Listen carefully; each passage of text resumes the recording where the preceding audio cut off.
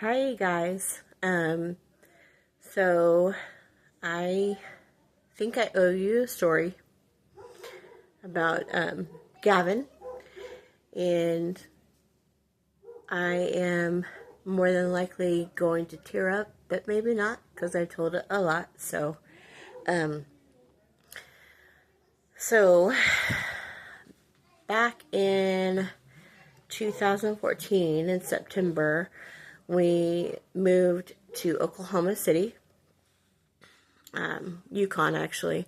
But we were here. It was just me and my three kids, Addison, Logan, and Gavin. Gavin was the middle. And we had been living with my parents because of a husband that was gone who took off, which was Addison and Gavin's dad, biological father. So we moved here with my parents because we didn't really have any choice of what to do at that time. So I moved into my own apartment. I pretty much had a job lined up before I got here. And I was able to, support the kids and be on my own. That's lovely when you can do that. And I did have some help, from the state as far as like senior care insurance, Medicaid, and then also had help with childcare. So that was a good thing. But so we were here September 2014, and I think it was around mid-January I started getting really concerned with Gavin because he was actually having a lot of very severe headaches and throwing up, and this typically would happen at night. So I put two and two together because that's exactly what happened to me when I had a brain tumor. I thought that, right? So I took him to I took him to urgent care, and then I took him to a main hospital here, and they said, well, he just has a stomach bug. He'll get over it, no problem. In about 2 weeks, he'll be fine. And I was sent home. And even though I had said to them, or given my history of having a brain tumor, they said, well, just because you have one or had one doesn't mean that your son has one. And we're very demeaning, to say the least. And plus, they didn't help me. They didn't help me and Gavin. So come about a week later from that, I was singing the praise team at church and looked at the back of the congregation, and I saw my mom waving me down with Gavin in tow.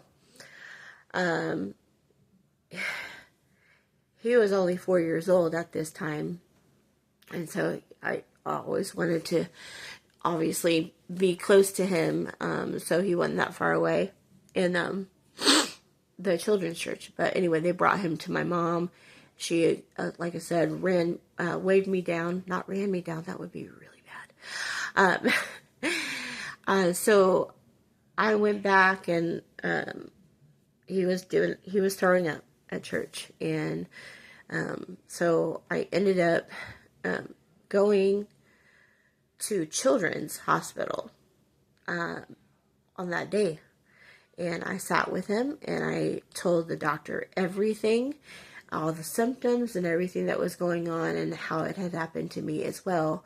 And he said, well, it sounds like you've got a good reason to believe that he has a tumor. So he did an MRI, and came back in about 2 hours and let me know. And my mom was there with me, holding my hand, he let me know, yes, he does in fact have a very large brain tumor at the brainstem, like in his cerebellum area.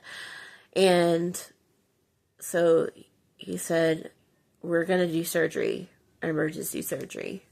And so they did surgery it was probably, honestly, in the morning, like 2 or 3 o'clock in the morning, that they did that. And during that time, I was sitting in the waiting room. A lot of my family and friends had come around and were praying with me and sitting also in silence and sometimes singing some praise songs, because I was obviously distraught. So I prayed for the Lord to have his hand on the surgeons and also work in Gavin, that he wouldn't, obviously wouldn't not live. So 2 days went by and we were still at the hospital, of course. We were there maybe a week, probably a week or two, because he had to regain his ability to walk again. He was very unstable, and he also had the slant in his face. Not as severe as mine, but the physicians told me that it was medulloblastoma, which is child cancer, brain cancer. So that was devastating, because for me, my brain tumor was non-cancerous, and I mean, the only side effects I have from it are, is this. So they scheduled him for 7 weeks of radiation to be followed by a course of chemo. And so my mom helped me out quite a bit during this time, because I did have a job still that I had to go to. And so she took Gavin almost every single time to the radiation appointment. And one side note that's funny is he would always get a Dr. Pepper and Cheetos to eat after his appointment there, as kind of like as he would be waking up, because they had to put him asleep in order to do the radiation, because it was so significant, and they had to have him sit still, like completely still. So they put him out in order to do the radiation treatments. And so when he would be waking up, he was able to, have that treat, because my mom, being a great grandmother as she is, decided that would be the most healthy thing. Not really.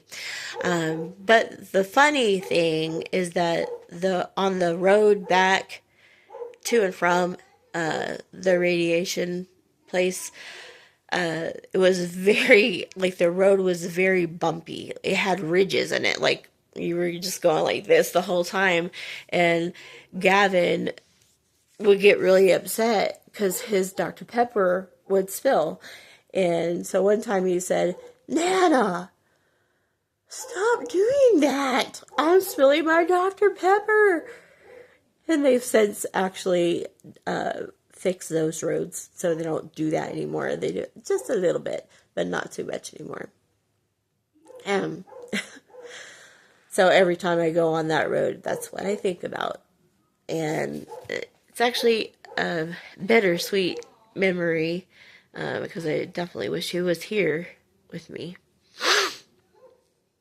So he finished radiation, rang the bell, and poor little guy had pretty much a sunburn type deal on the back of his head. His incision was about 6 inches. from the base of his head, the neck. So, yeah, it was pretty extensive. And then he was scheduled to start chemo. The doctor there at Children's it was actually on the 10th floor. I can't remember the name of it right now. Well, it was the 10th floor at Children's Hospital in Oklahoma City. She said that he was doing really good. He was just skating through. Like, they did the test on his foot drop and things that could happen while a kid is getting chemo. And those things weren't happening with him. He was able to walk easily. And, his foot didn't drop at all and he didn't sway. He really, I think I remember one time he got sick with the chemo treatment. But other than that, he was just doing so good. And come September of 2015, he was selected by Coaches versus Cancer and special spectators for the OSU game in Stillwater. So they basically, what they did was they had about 5 kids, I think, that were slated for this, and they gave the players a stack of, all their information, and the players were supposed to choose out a buddy for the day. And Mason Rudolph, who is now a quarterback in the NFL, he chose Gavin to be his buddy all day. So we showed up real early the next morning, and we were literally there for at least 12 hours, and that's hard on a kid and sometimes a mom. So we got our picture taken with him, and we went and saw the locker room, and he got to try on a helmet and put on pads, and it was a really good experience for him. And then they did a brunch. They did a meal, kind of like where it was with the alumni, and they made a big deal out of these kids and said that they called Gavin up to the stage, and they said, gave his bio, which included his favorite song is Jesus Loves Me, and he just walks around the house and sings it all the time. That's what they said, because that's what was true. And they said, we have a big announcement. And I already knew what this was. But we got the report that Gavin was cancer-free, and everything looked good. So I felt like we were on the homeward stretch. I want to back up just a little bit.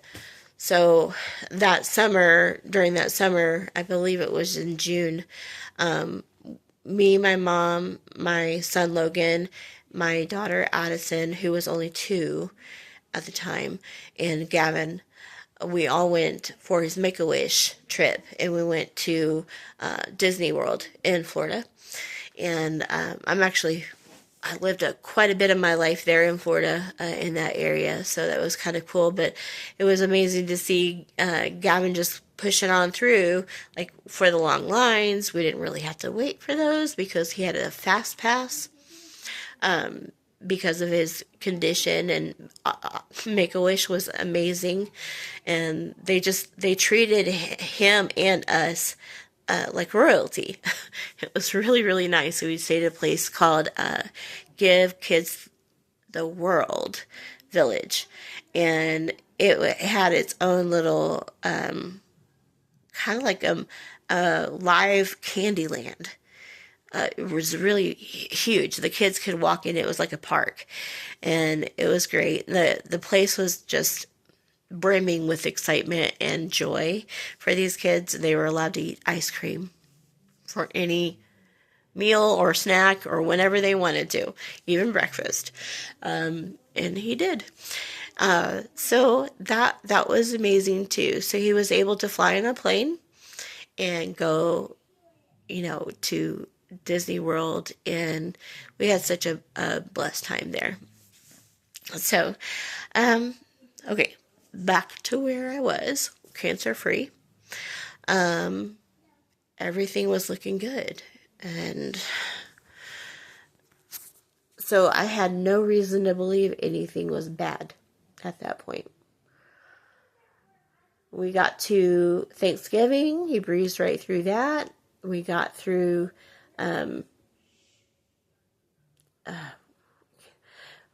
most of Christmas break and then Christmas. And that night of Christmas, my mom had asked for him to stay with her. And so I said, that's fine. And she ended up calling me at midnight to let me know that he was throwing up and had a bad headache. And I was shocked, but I was thinking, okay, it's just residual tumor. They need to still get some out. He's going to be fine. But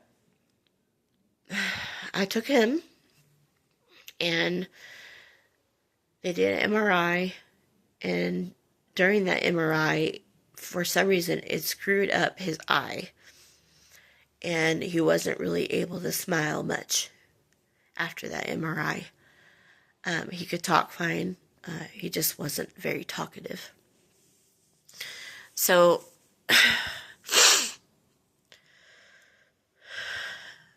I remember when I was kind of with him as he was, coming out of the anesthesia, and I noticed his eye doing that. It was kind of almost blacked out. And I was thinking, I asked the doctor, I said, what happened? He said it was something that happens to their optic nerve, sometimes like a little explosion. And I was like, okay, will it get better? He's like, yeah, but I need to tell you that about what we found. That won't get better. And I sat down, held my mom's hand, and braced myself for the worst news I ever had. He said, Gavin has thousands of tumors around his brain and all up and down his spine.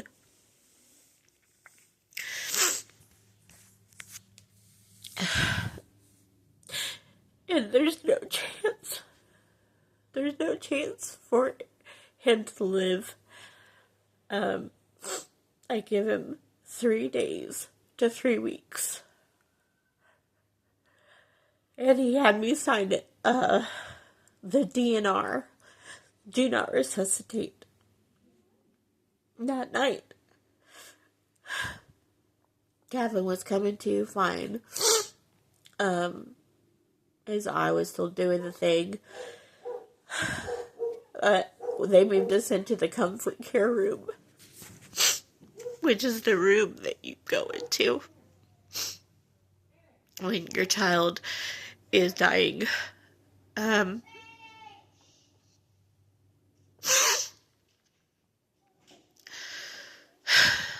There's so much more to this story.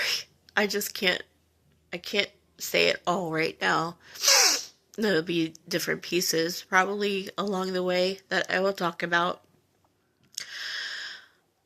But I remember he fell asleep, and there's like a little side room to his room. It was open, and it had a bench in there, like all along the wall, that you could lay down or sit down or whatever you needed to do.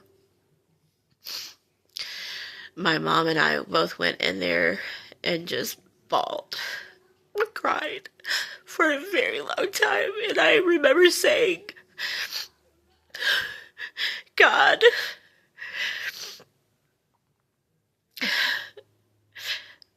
how could you let this happen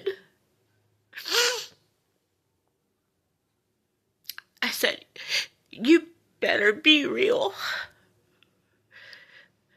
That's the one and only time in my life that I was just angry at, at God. But at the same time, even in the same breath, was praising Him. And I didn't know how I was doing that, other than the Holy Spirit was helping me.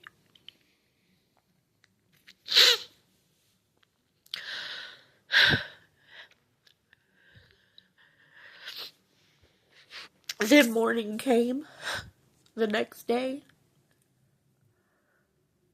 and it hit me all over again. And I was sitting by him constantly, talking to him, telling him I loved him, and he did not understand what was going on. He had just turned 5 the month before. Excuse me, my nose. Can't breathe now. He said, "Mom, I think I have a really bad cold." And I just held his hand. I didn't have it in me to say, "That's not it. You're dying." Who's gonna say that?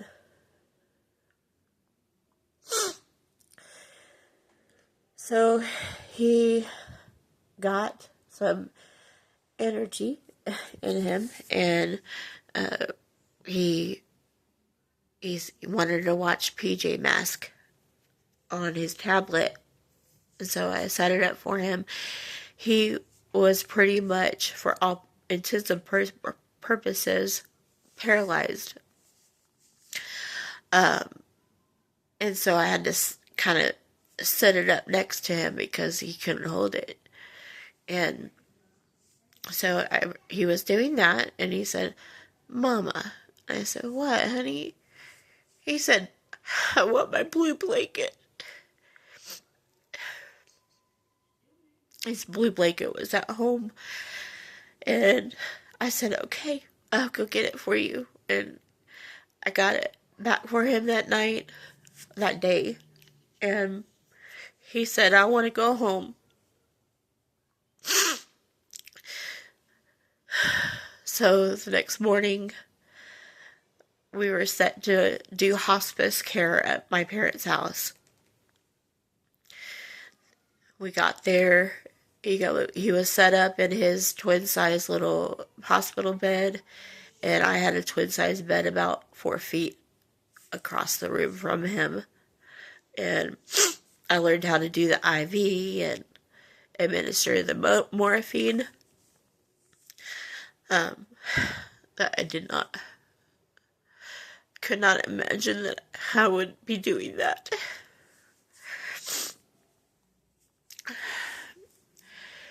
That night, he, like I say, he seemed to get a little bit more energy, but I also felt in my heart that it was going to happen soon. He was having labored breathing, and I told my son, my oldest son, Logan, I don't think he's going to make it through the night. I hope this isn't his last night. And my mom was sleeping with Addison, and I was sleeping in the room with Gavin, and as we went to bed, he was still doing the labored breathing, so I was just like zoned in to, like, even if my eyes were shut, I was zoned into his breathing, if he needed me at all, or if he sounded like he was struggling. So, about 2:30, a miracle happened. I was listening for the breathing, like I said, and it just stopped. And so my eyes popped open. I was already facing him, and he was sitting up in the prayer position, looking at me, looking directly at me. like I said earlier, he was paralyzed. He could not move himself like that. And the look that I saw was astonishing. He knew now, but he was okay with it, and he was happy. He had a look of all-knowing on his face, and such peace. He didn't smile.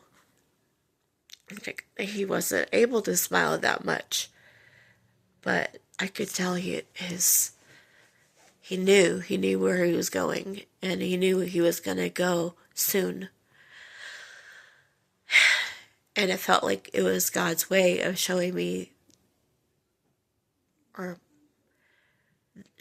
that he knew, and then also to give us our last goodbye, and understanding for what was happening or where he was going. But, the human side of me wanted to go over to him pretty quick, and I laid him back down. I said, "You've got to be careful. You can't sit up like that because you're going to fall." And not even thinking about a miracle was taking place, I did that. And the mama bear was like, "Oh, be careful." And then I went back and laid down, and about not even 5 minutes later, the labor breathing had stopped again, and same thing happened. I popped open my eyes to see him in the praying position, turned towards me, and I was like, "What is going on?"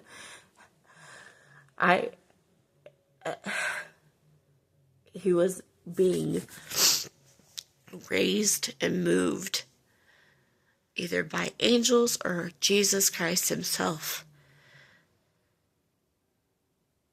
And he confirmed with me, God confirmed, yeah, this is a miracle. This is me. I'm showing up for you, and I'm showing up for Gavin. And I'm ready to take him. I mean, you could be okay with that, because I've got him.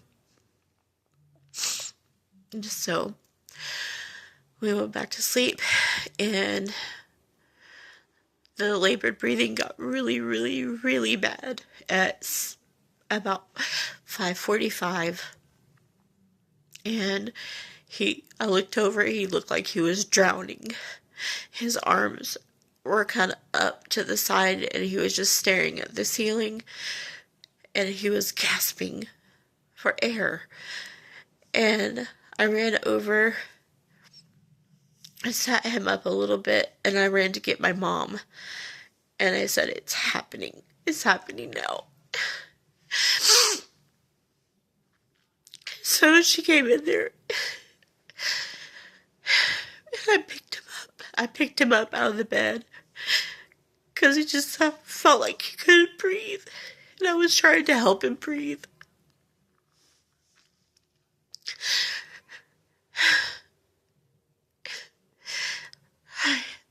I hugged him, and I handed him to my mom so she could hug him.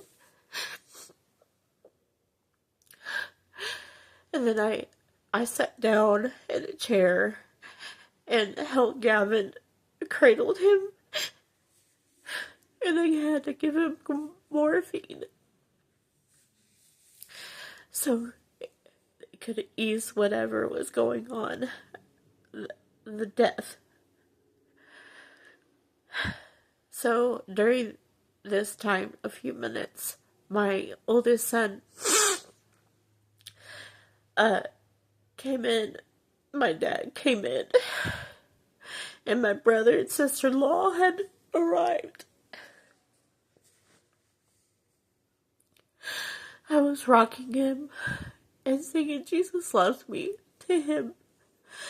And I said, "You can go, baby. You can go into his arms. Jesus' arms are waiting for you. He's waiting. Go, be calm, be at peace, And I kept singing the song over and over again. And then I looked down and noticed that his fingers were turning blue.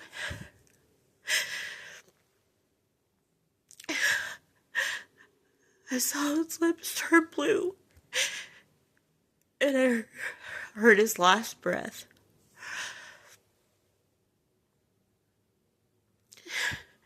I can't explain it, but there was a peace. There was joy that wasn't mine. It was definitely coming from God.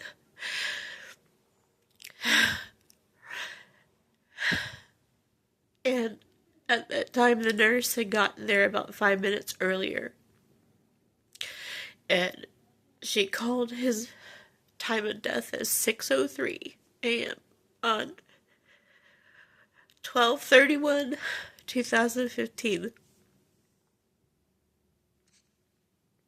I just sat there watching him in his bed, waiting for the mortician to come get him.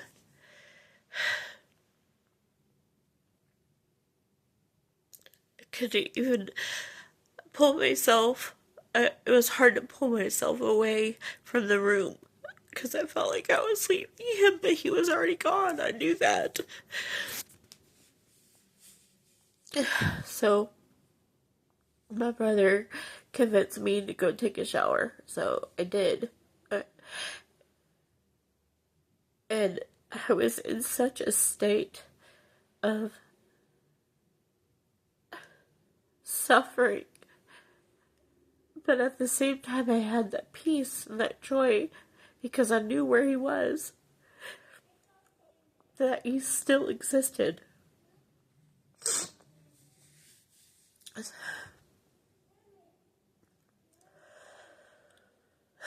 That night I slept with Addison in my bed, and she said, "Mom, you left Gavin in the car." And I said, "No, baby." She goes, "No, I saw him leave in a white bus."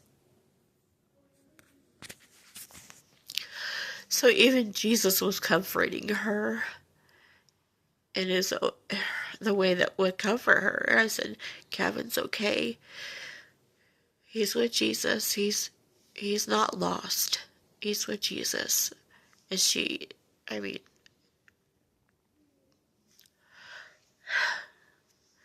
couldn't understand where her brother was. But at a very early age, she did. She did. And she would even say she sees Gavin in the sky. So, that is the first day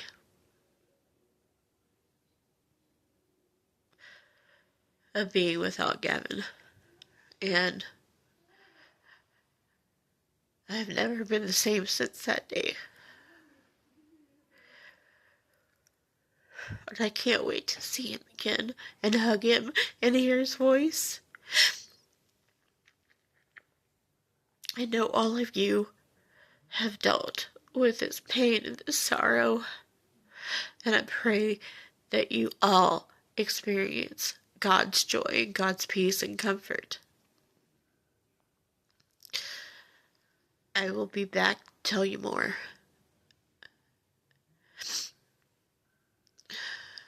May the peace of God be upon you. Love you. Bye.